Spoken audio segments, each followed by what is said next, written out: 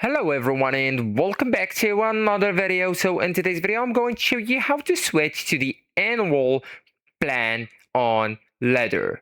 So switching to the annual plan on this app is usually done through the same place where you manage your subscription, but the exact steps depend on how you originally subscribed, like using Apple, Google, or Direct.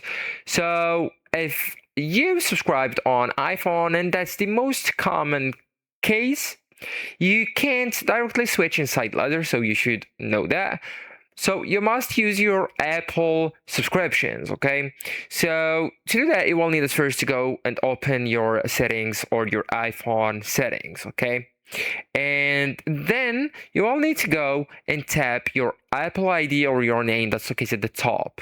Okay, so once you tap it, you will be able now to tap the subscriptions option. It's the fourth option, and inside it you will need to locate the Ladder subscription and just select it and tap see all plans option, then choose annual plan, then confirm the switch. So Apple will prorate or adjust your billing depending on your current plan.